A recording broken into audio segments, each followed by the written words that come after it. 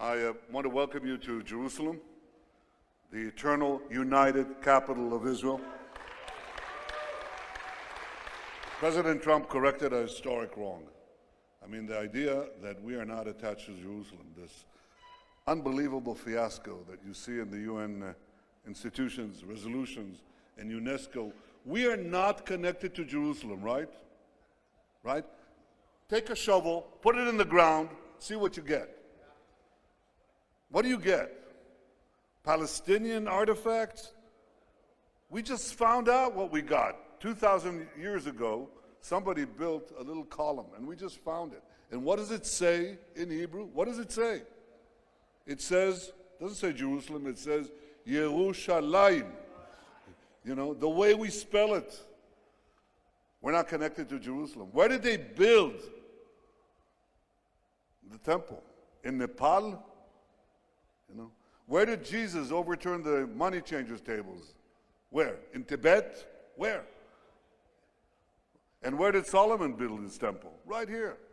So this attempt to distort history and falsify history vis-a-vis Jerusalem and vis-a-vis our connection to this land is a terrific injustice to the tribulations of the Jewish people that have made a journey that is unsurpassed by any other people. I mean, we have weathered the greatest catastrophes, from the destruction of the Second Temple right down to the Holocaust. We suffered as no people suffered, and we never lost sight of returning to Zion. Zion is right here, Mount Zion. Returning to Jerusalem, returning to Judea, returning to Samaria. This is our land. We have come back to it, and we will stay here forever. On the other hand, look at our neighbors. Look at what President Abbas is doing. I mean, he's rewarding terrorists. Pay for slaying. The more they kill, the more they get paid. He has on his law books a law that says that if you sell land to Jews, you'll be executed. Some peace and some coexistence. I think people have to say the truth. You are ambassadors of truth. You're not merely the greatest ambassadors that Israel has around the world. You're champions of truth. And if there's one thing that I can ask you to do, it's to tell the truth. Tell the truth about our history. Tell the truth about our present.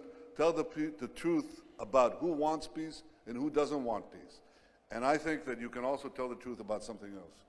Israel is a robust democracy. It supports and protects the rights of all, the rights of Jews, Christians, Muslims, of all. And we are the only ones who do so in a very broad radius.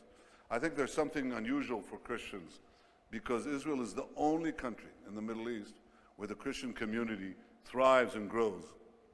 And that is also applicable to what happened in the Palestinian Authority areas. You know the town of Bethlehem? Yes. You have a connection to it. We all do. And among other things, we have a connection through King David, the story of Ruth, as you know, but also the story of Jesus. Now, Bethlehem had, when we handed Bethlehem over to the Palestinian Authority, its Christian population was roughly 80%. You know what it is now? It's about 20%. And that change happened because in the Palestinian Authority areas, as well as throughout the Middle East, Christians are being constricted, they're being pressured. Often they're being persecuted. Israel is the one country that protects the human rights of all. We protect the religious sites of all. We don't just protect Christian religious side, we protect Christian people. Christians should enjoy all the freedom to worship as they please in the Middle East and anywhere else. And the only place in the Middle East where they can do so is Israel. We have no better friends in the world than our Christian friends. And I take this opportunity to thank you for your steadfast support. You are standing up for Israel, and you're standing up for the truth, and we stand up for you.